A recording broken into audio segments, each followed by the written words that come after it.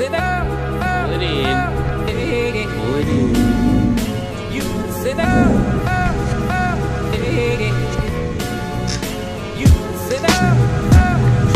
Oh shit, my foot. You ready? Start of a long day.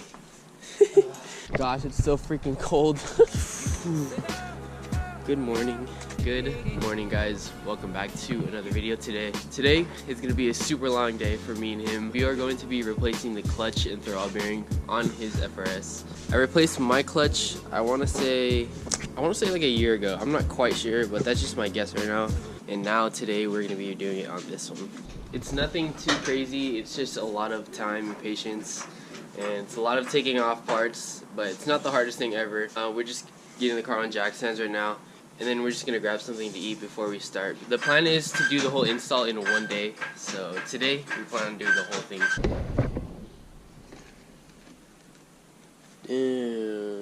So we got our breakfast taken out of the way. So now we're gonna start pulling stuff apart, taking stuff off so we can get this trans out. First thing we're gonna do is take off the battery so you don't get shocked or anything. So, oh my gosh, this thing is freaking heavy. Don't touch the turbines, man. So there's not really like a specific way or order to do this, but before you drop the transmission, you're gonna have to remove the interior pieces so you can have access to the shifter. So from the top, what we're gonna have to remove is the starter, which you can barely see, but it's that little thing right there with the silver on it. Also, there's like a whole bunch of like ground wires. So there's a ground right here. There's these two plugs right here, this red and black plug you have to unplug, and also the clutch actuator or the clutch fork, which is this piece right here. So we're gonna have to remove all of that, unbolt it, get it out of the way so it doesn't pull on anything when we drop the trans. We go under. What he's working on now is draining the transmission from all the fluids. We're gonna have to remove the exhaust so it's on the way, and then also the drive shaft that's hooked up to the diff. There's not really like a correct order. It basically just all has to be removed before you drop the transmission.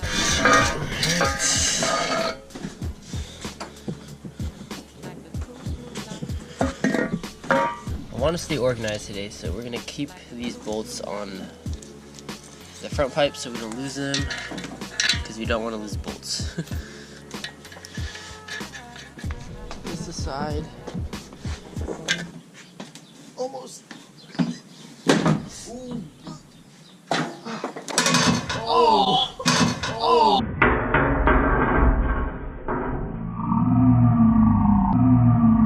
Kai's disabled now because he dropped the exhaust on his nuts. Got the full exhaust off. It's time for the drive shaft. It's super easy. So yeah, he's releasing the e-brake so I can spin this. There is 4 14mm bolts that go around the whole drive shaft. A wrench on this side and then a ratchet on this side. Then move to the middle where the drive shaft is held up by 2 of these bolts, one on each side. And then after that, the drive shaft should pop out of the trans. Wait, are you tightening it? You're tightening it.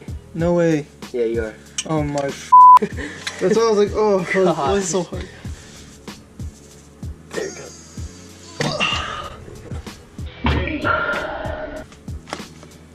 Did you just punch the thing? Yes. There you go. I didn't punch it this time. Oh! Yeah. Drive shaft is off. So everything is pulled from the bottom now. All that stuff that we have to do is go to the top.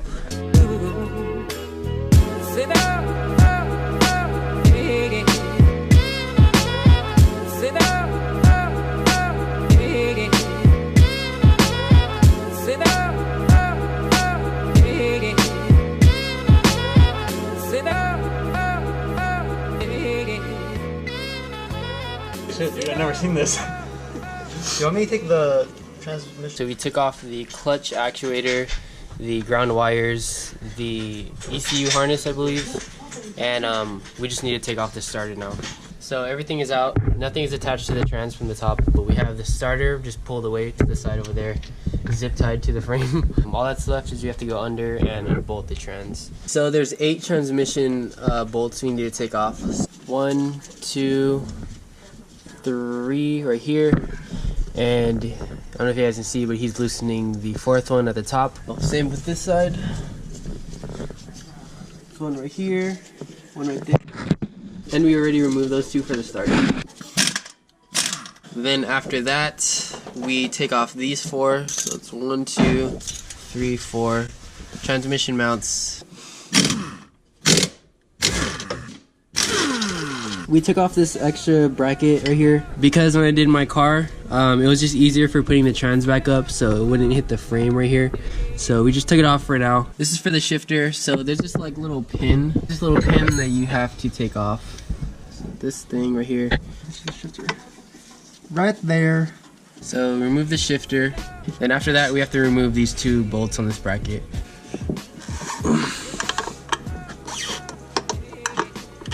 It looks so funny from down here.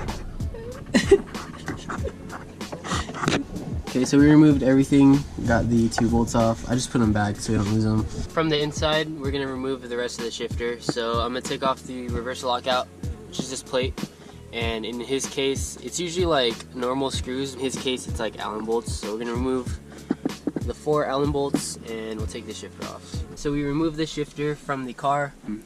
Took off the reverse lockout. This is the shifter itself. And yeah, on the bottom it's just kind of like a rubber boot that you have to kind of pull out, but easy. Now the trans is pretty much free. Oh, trans is free now. Oh, let's pull it.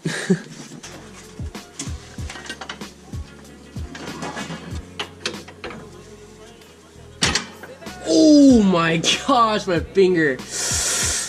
Oh my god. There.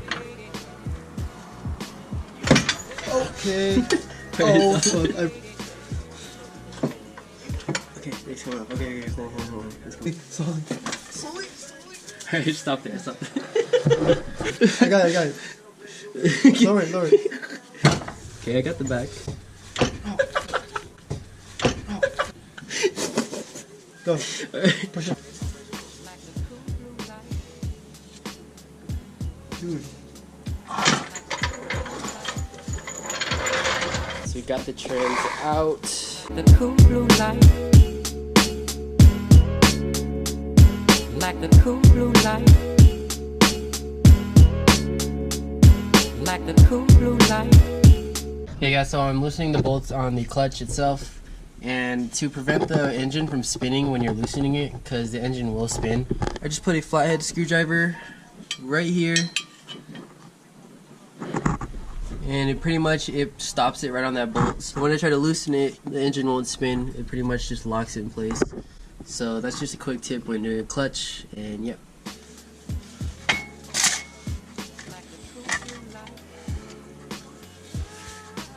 Is it even the pool?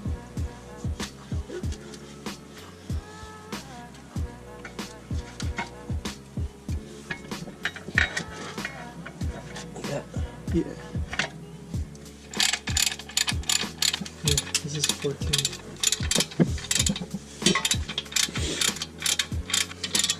Let me do it. Yep. So now we're going to torque down the bolts on the clutch to 14 foot-pounds of torque. Okay. So this is pretty cool. I've honestly never seen this before, but he replaced the clutch fork, which comes down through the top, and it's pretty much all hydraulic. So it's just 2 lines that go to the throttle bearing. It's either the transmission is not jacked up high enough or it's too low on the back. So it's either one of those. It's already not going in by itself. It's somehow misaligned. Like it's either like it's jacked up too high. Yeah, it went in.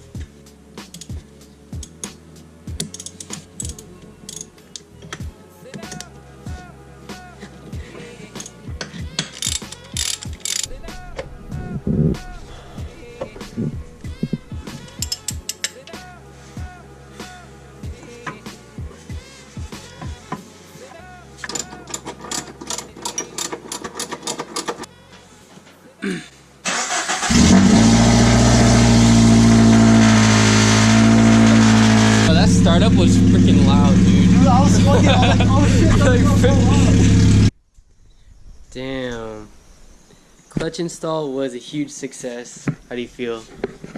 We did it, dude. We did it. Yeah. Clutch install in, what was that, like 5 hours? 5 something hours? 4.5 because we went to get the Food. donuts and stuff. Super fast. I was not expecting it to be that fast at all. I was honestly hoping to finish by today, and it's only 5:30, and we finished like, I don't know, an hour ago. That was super sick. I did my clutch in like a week, but that was because I was like working nights, so I only had like 3 hours a day to work on it. Since I already did it before, I kind of put that knowledge to today's install, so today went really fast and smooth. It wasn't bad at all, so if you guys are ever debating on if you should do your clutch on your car, I highly recommend it. Yeah, at least have like 2 people with you. Don't do it by yourself, because yeah, I would never be able to drop that trans for myself. But we're gonna go grab some food. We literally haven't ate all day. We're gonna get some Wendy's. Pray for better tomorrows.